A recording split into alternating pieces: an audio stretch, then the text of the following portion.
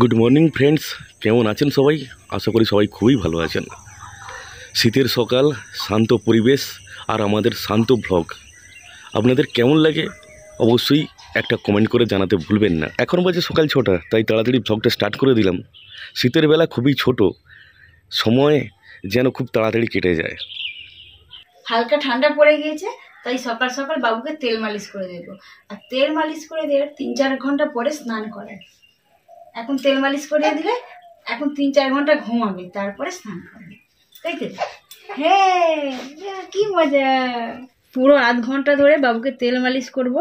তেল মাখাতে মাখাতে গায়ে ভালোভাবে শুকনো হয়ে গেলে তবেই হবে তেল মালিশ করা। বাবা, ও শোনো বাবা, কই গো? তেমন বাবা রে।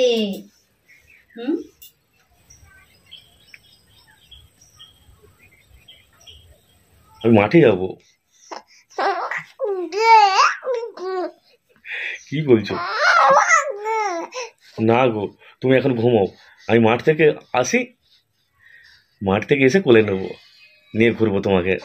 ঠিক আছে? ঠিক আছে, হ্যাঁ, ঘুমাও। হ্যাঁ, তুমি তো আমার গুড বয়। গুড বয় তো, গুড বয় তো তুমি, হালকা বসা নিয়ে গেছে। গুড বয় তো। হ্যাঁ, তুমি গুড বয়, ঘুমাও। হ্যাঁ, এখন আমি চলে যাচ্ছি আমাদের সেই নতুন পুকুর পাড়ে।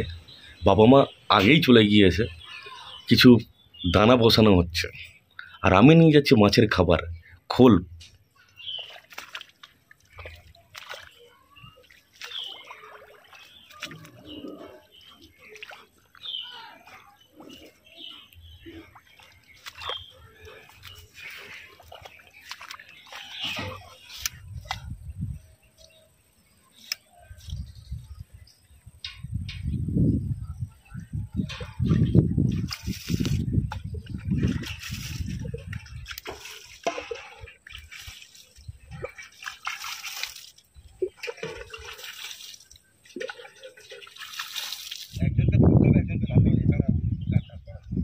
এগুলো কি দানা দিয়েছো?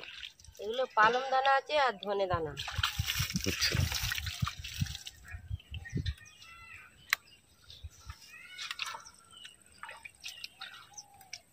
এতে ডিম পড়ে যাচ্ছে।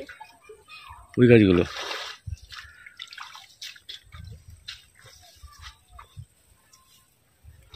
দুদিকের পাড়ে কোঁপানো হয়ে গিয়েছে।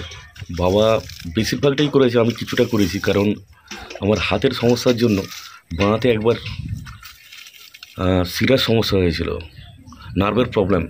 তো তখন থেকে ভারী কাজ আমি আর একদম করতেই পারি না বাঁধটায়। তো কিছুটা আমি করেছি। চারিদিকে কুয়াশায় আচ্ছন্ন হয়ে আছে। ঘুরে ঘুরে দাও। পুকুরে এখন খোল দেওয়া হচ্ছে মাছেদের খাবার হিসাবে, আর ভিজিয়ে রাখা খোল এবং সর্ষে খোল। মাসে দুবার দেওয়া হয়, একবার 5 কেজি সর্ষে খোল, আর 5 কেজি একটা ফিশ ফিড বলে পাওয়া যায়, বস্তা আছে, সেই প্যাকেটের খাবার, যেটা ভাসমান ভেসে থাকে।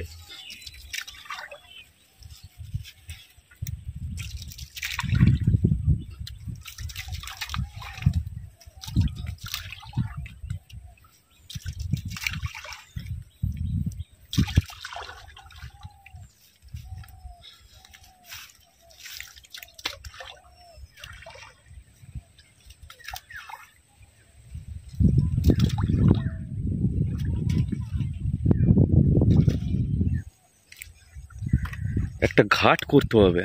ঘাট ছিল, ধসে গেছে কোথায়? ওইখানে ঘাট করবো, ওইখানটা, এখানটায়। এইখানটা, এই কোনটায়, হুম, কোনটায় ঘাট করলে ধসবে কম, কারণ ওই যে মাটিটা তো এরকম লম্বা হয়ে রয়েছে, ধর্ষণটা কম হবে।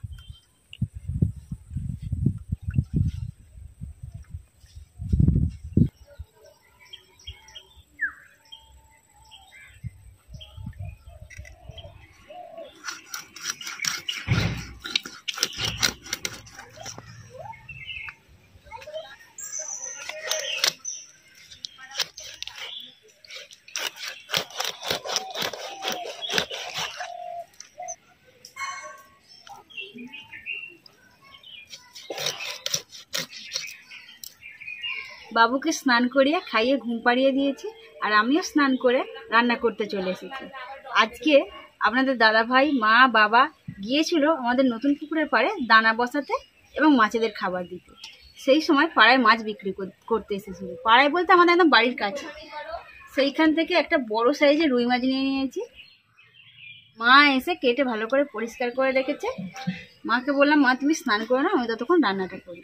আর আজকে তাড়াতাড়ি রান্না বসিয়ে দিয়েছি, কারণ মা আর স্নেহা যাবে বড় বোনের বাড়িতে। মা আর স্নেহা দুজনে চলে যাবে, সেই জন্যই তাড়াতাড়ি রান্না করে নেব। আর বেশি কিছু রান্না করব না, বানাবো আজকে মুগের ডাল এবং পেঁয়াজ টমেটো বাটা দিয়ে রুই মাছের কারি।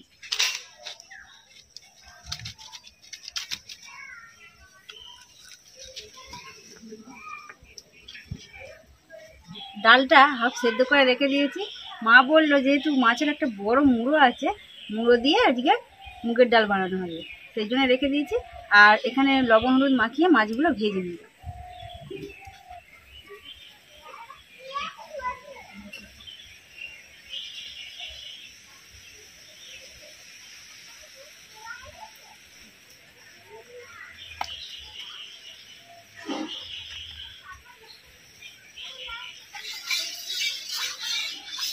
কড়াই তেল গরম হয়ে গেছে, এবার একটা একটা করে মাছ তেলের মধ্যে দিয়ে দেবো।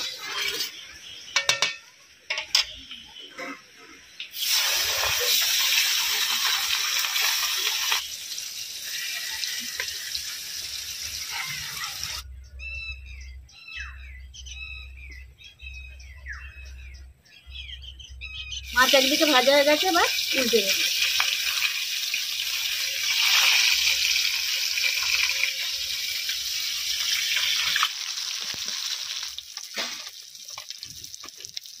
মাছগুলো হালকা লাল লাল করে ভেজে নিয়েছি।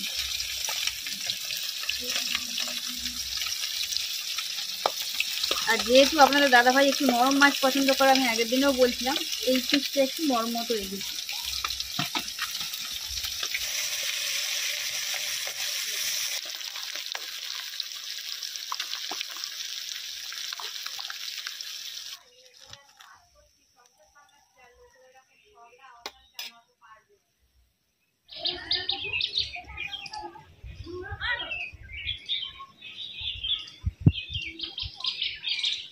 রুই মাছের কারি বানানোর জন্য এখানে আমি পেঁয়াজ টমেটো আদা রসুন বেটে নিয়েছি, আর মা কড়াতে জিরের ফোড়ন দিয়ে দিয়েছি। এবার পেঁয়াজ টমেটো বাটা দিয়ে দেবো।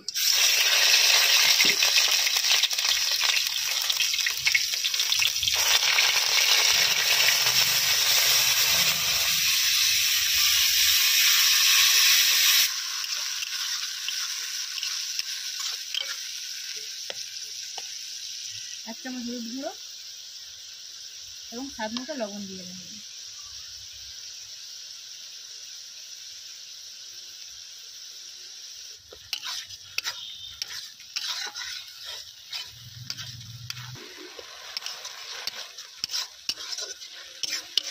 এক চামচ লঙ্কা গুঁড়ো দিয়ে দেবো।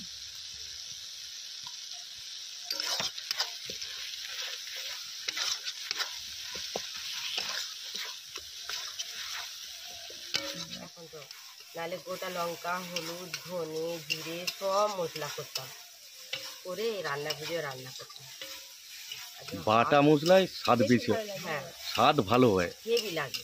এখন তো আবার বাজারে আদা রসুনটা পেস্ট করা, তারপরে ধনে গুঁড়ো জিরে গুঁড়ো গরম মশলা গুঁড়ো, বাবা মিষ্টিটা আর খাটতে হবে। ধনে জিরে গুঁড়ো ঘরে যেটা ভেজে মানে গুঁড়ো করা হয়, ওইটাই বেশি টেস্ট। হ্যাঁ পরিমাণ মতো জল দিয়ে দেবো।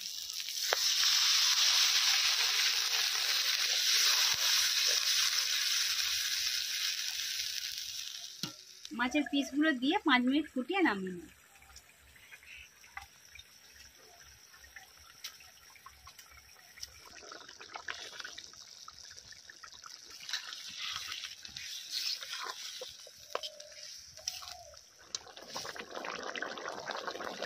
রুই মাছের কারি বানানো হয়ে গেছে, দেখেই জিভে জল চলে আসছে।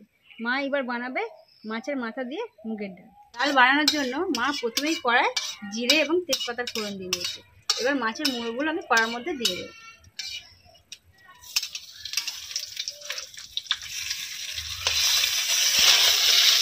মুড়োটা ভালোভাবে ভেঙে ভেজে নেওয়া হয়েছে, এবার সেদ্ধ করে রাখা ডালটা দিয়ে দেবো।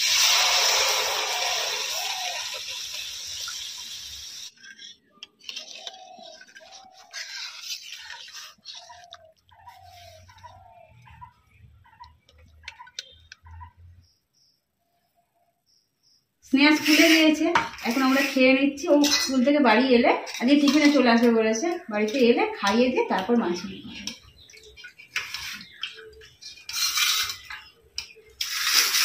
মুগের ডালটা সেই পয়লা বৈশাখে যেমন হবে সেরকম হয়েছে।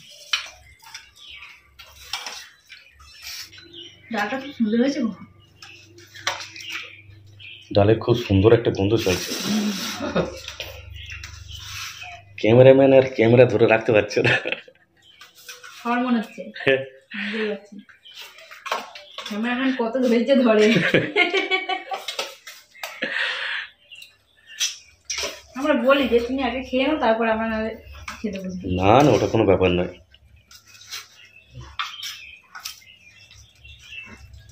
ভালো না খারাপ? ডালটাও খুব ভালো হয়েছে, হ্যাঁ, আর মাছের কাটলেটটাও খুব ভালো হয়েছে। আর যোগী বাড়ির মতো। মুগের ডাল তো ভালোই হয়েছে। রুই মাছের কারিটাও খুব সুন্দর হয়েছে। তাহলে বাবুর অন্নপ্রাশনে মাছের মাথা দিয়ে ডাল রান্না করা হবে, মা করবে।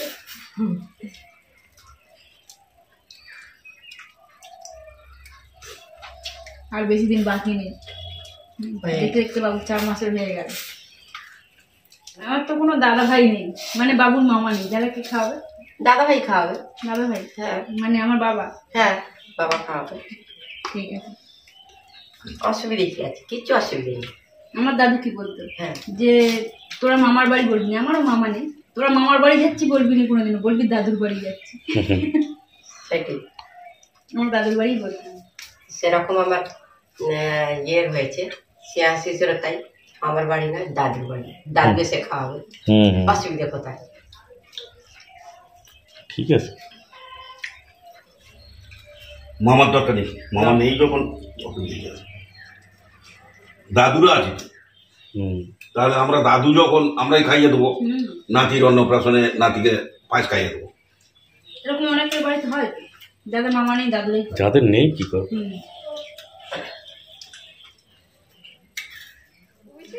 বাবা পুষে যাবে, তুই বউ পুষে যাবে মা?